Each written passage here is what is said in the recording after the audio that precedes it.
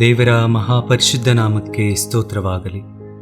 ಈ ಮಹಾ ಉಪವಾಸ ದಿನದಲ್ಲಿ ಈ ರೀತಿಯಾಗಿ ದೇವರ ವಾಕ್ಯಗಳನ್ನು ನಿಮ್ಮೊಂದಿಗೆ ಹಂಚಲು ಸರ್ವಶಕ್ತನಾದ ದೇವರು ಸಹಾಯ ಮಾಡಿದ್ದಕ್ಕಾಗಿ ನಾನು ದೇವರಿಗೆ ಸ್ತೋತ್ರವನ್ನು ಸಲ್ಲಿಸುವನಾಗಿದ್ದೇನೆ. ಈ ದಿನದ ಅಲ್ಪ ಸಮಯ ಧ್ಯಾನಕ್ಕಾಗಿ ನೇಮಕಗೊಂಡಿರುವ ಸತ್ಯವೇದ ಭಾಗವು ಪವಿತ್ರ ಮಾರ್ಕನು ಬರೆದ ಸುವಾರ್ತೆ 12ನೇ ಅಧ್ಯಾಯ 41ರಿಂದ 44ರವರೆಗಿನ ವಚನಗಳು.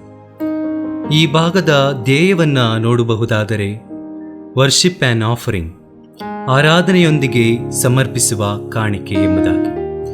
ಯೇಸು ದೇವಾಲಯದ ಬೊಕ್ಕಸದ ಮನೆಗೆ ಎದುರಾಗಿ ಕುಳಿತುಕೊಂಡು ಜನರು ಬೊಕ್ಕಸದಲ್ಲಿ ಹಣ ಹಾಕುತ್ತಿರುವುದನ್ನು ನೋಡುತ್ತಿದ್ದನು.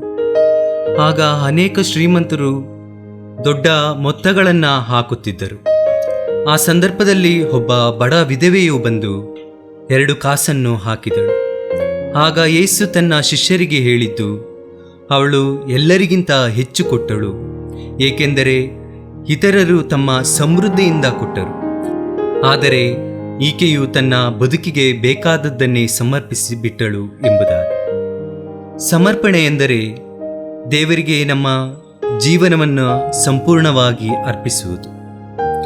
ಕೇವಲ ಹಣ ಕೊಡುವುದಲ್ಲ, ನಮ್ಮ ಹೃದಯ, ಸಮಯ, ಸಾಮರ್ಥ್ಯ ಮತ್ತು ಜೀವನವನ್ನು ದೇವರಿಗೆ ಒಪ್ಪಿಸುವುದಾಗಿದೆ ಈ ನಿಜವಾದ ಸಮರ್ಪಣೆ. ನಾವು ಈ ಭಾಗದಲ್ಲಿ 2 ವಿಷಯಗಳನ್ನು ಕಾಣಬಹುದು. ಮೊದಲನೆಯದು ನಿಸ್ವಾರ್ಥ ಸಮರ್ಪಣೆ. ಈ ಬಡ ವಿಧವೆಯ ಈ ಚಿಕ್ಕ ಸಮರ್ಪಣೆಯು ನಮ್ಮ ಕ್ರೈಸ್ತರ ಜೀವನದಲ್ಲಿ ಒಂದು ಮಾದರಿಯನ್ನು ತೋರಿಸುತ್ತದೆ. ಬಹುಶಃ ಈ ಬಡ ವಿಧವೆಯು ಒಂದು ಸಣ್ಣ ಕೂಲಿ ಕೆಲಸಕ್ಕೆ ಹೋಗಿ ದುಡಿಯುವಂಥವಳಾಗಿರಬಹುದು.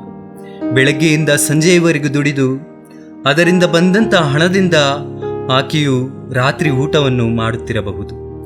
ಈ ಹಣವನ್ನು ನಾನು ದೇವರಿಗೆ ಸಮರ್ಪಿಸಿದರೆ ನನ್ನ ಊಟಕ್ಕೆ, ನನ್ನ ಜೀವನಕ್ಕೆ ಏನು ಮಾಡಬೇಕೆಂದು ಯೋಚಿಸದೆ ತನ್ನಲ್ಲಿದ್ದಂಥ ಎಲ್ಲವನ್ನ ಸಂಪೂರ್ಣವಾಗಿ ನಿಸ್ವಾರ್ಥದಿಂದ ದೇವರಿಗೆ ಸಮರ್ಪಿಸುವುದನ್ನು ನಾವು ಕಾಣಬಹುದು. ಪ್ರಿಯರೇ, ಆಕೆಯ ಜೀವನದಲ್ಲಿ ಆಕೆಗಿದ್ದಂಥ ನಂಬಿಕೆ, ನನ್ನಲ್ಲಿರುವಂಥದ್ದನ್ನು ದೇವರಿಗೆ ಸಮರ್ಪಿಸುವುದಾದರೆ ಆತನು ಅದರ 2ರಷ್ಟು ನನಗೆ ಹಿಂತಿರುಗಿಸಿ ಕೊಡಲು ಶಕ್ತನಾಗಿದ್ದಾನೆ ಎಂಬುವಂಥ ದೃಢವಾದ ನಂಬಿಕೆಯು ಆಕೆಯಲ್ಲಿರುವುದನ್ನು ನಾವು ಕಾಣಬಹುದು. ಪ್ರಿಯರೇ, ಆದುದರಿಂದ ನಮ್ಮ ಜೀವನಗಳಲ್ಲಿ ನಾವು ದೇವರಿಗೆ ಏನನ್ನಾದರೂ ಸಮರ್ಪಿಸುವಾಗ ನಿಸ್ವಾರ್ಥದಿಂದ ಸಮರ್ಪಿಸುವುದಾದರೆ ದೇವರು ನಮ್ಮ ಸಮರ್ಪಣೆಯನ್ನು ಸ್ವೀಕರಿಸಿ ಅದರ 2ರಷ್ಟು ನಮಗೆ ಹಿಂತಿರುಗಿಸಿ ಕೊಡುವವನಾಗಿದ್ದಾನೆ. ಪ್ರಿಯರೇ, ಇನ್ನು ನಾವು ಈ ಭಾಗದಲ್ಲಿ ಕಾಣಬಹುದಾದಂಥ 2ನೇ ವಿಷಯ, ಸಂತೋಷದಿಂದ ಕೊಡುವವರನ್ನು ದೇವರು ಪ್ರೀತಿಸುವವನಾಗಿದ್ದಾನೆ.